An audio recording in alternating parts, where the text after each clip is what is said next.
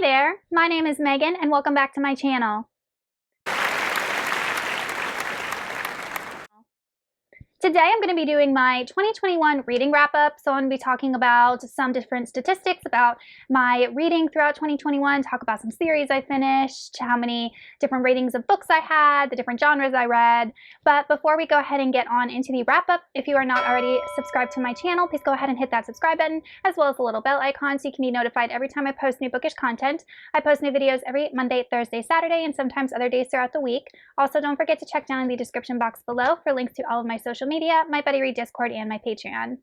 So to get things started, I had a goal of 52 books and I ended up reading 44, so I did not reach my yearly reading goal. I met it 85% of the way, which is a little bit disappointing. But even though I only read 44 books, I ended up reading 18,975 pages. According to Goodreads, the shortest book I read was A Christmas Carol by Charles Dickens at 104 pages, and the longest book I read was The Mad Ship at 906 pages. The average book length was 431 pages, which sounds about right. And my average rating was 3.8, which also sounds about right, because when we break down the different ratings for all the books that I've read, I read a lot of 4-star books. If we're going to go ahead and break down the different genres I read, out of the 44 books, I read 17 adult fantasy, so obviously you guys can tell what my favorite genre is. I read 10 adult sci-fi, which is awesome because sci-fi was a genre that I wanted to read more of in 2021, and I feel like I achieved that goal by reading almost one a month. I read 2 mystery thriller, and I wanted to read more this year and just didn't get around to it. And then I ended up reading 5 classics.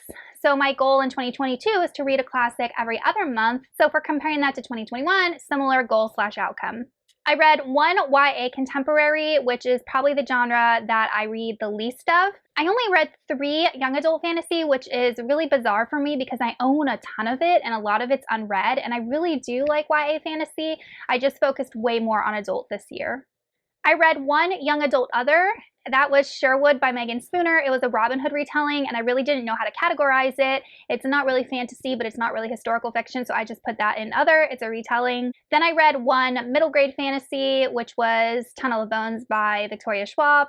And then I read 4 nonfiction. Nonfiction is something that I do want to read more of, and 3 out of the 4 were related to school, so required educational reading. That is the breakdown of all the genres I read. So obviously I love adult sci-fi and fantasy. Those are the genres there to read the most of, but I would like to read more thriller, get through some of my YA fantasy, and I've kind of lost my taste for historical fiction, unfortunately. I really have not come across a historical fiction book that has really piqued my interest in a long, long time.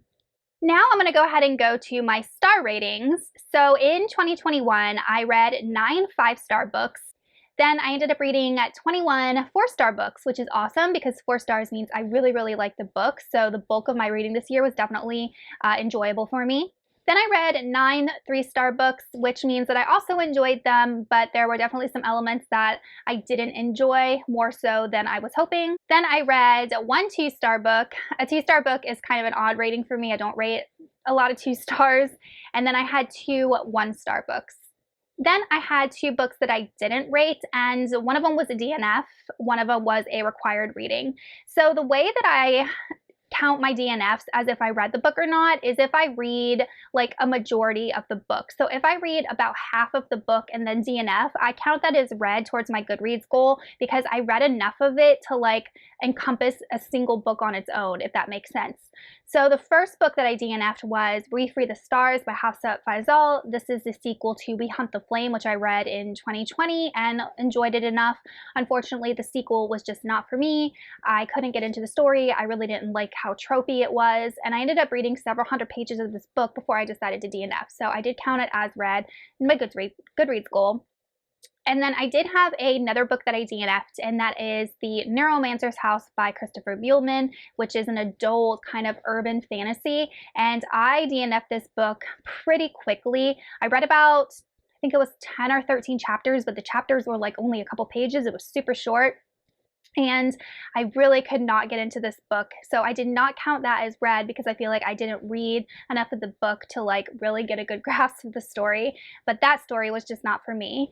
So I did technically have 2 DNFs this year. And then I had a required reading for school that I did not rate because it's just all informational and it really wasn't enjoyable, but it was interesting and I learned stuff, but like I just felt unjustified to give it a rating, so I left that one unrated. As for the series that I finished in 2021, I only finished 4 series, and 2 of those series I started in 2021 and finished in 2021. So ongoing series that I had from like 2018, 2019, 2020 still haven't been finished, which is really embarrassing. But I still wanted to go through the 4 series that I actually did complete.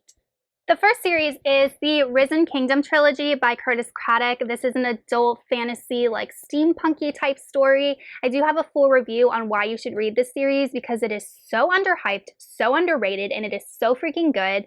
And the books in this series include An Alchemy of Masks and Mirrors, A Labyrinth of Scions and Sorcery, and The Last Uncharted Sky. And the only book in the series that I read in 2021 was The Last Uncharted Sky. It was the last and final book I needed to read to complete the series, and so I did.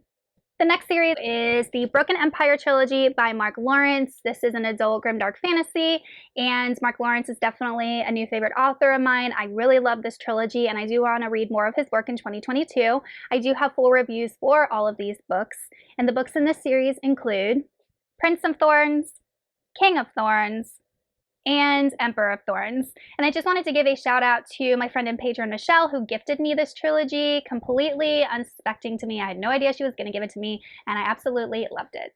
The next series I started and finished in 2021 is The Live Ship Traders by Robin Hobb. This is like the second trilogy in her Realm of the Elderlings. I do have reviews for all of these books as well as a couple of live shows that I did with some awesome other booktubers, so check out the cards as well as the description box for links to those if you guys are a Hobb fan or trying to get into Robin Hobb. But the books in this series include Ship of Magic, Mad Ship, and Ship of Destiny. And lastly, it was a YA duology that I finished, and that is the Fable duology by Adrienne Young. This is like a fun seafaring YA fantasy, really light fantasy, and the books in this series include Fable and Namesake. In this video, I'm not going to talk about like my favorite books of the year or my most disappointing books of the year because I already did videos for those. So if you're interested in checking those out, either my favorites or my least favorites, I'll link those up in the cards as well as in the description box. If you want to see all of the specific books that I absolutely loved and all of the books that I really didn't love so much, check out those videos for sure.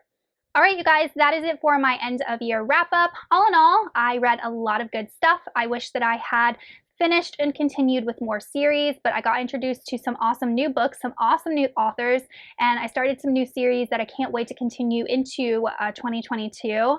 I do wish I had read more, but I just had other obligations and required reading for school and things like that that kept me from doing more leisure reading. But 2022 is definitely going to be a good year. Let me know in the comments some of your reading stats for 2021, and I will see y'all in another video soon. Bye! Thank you.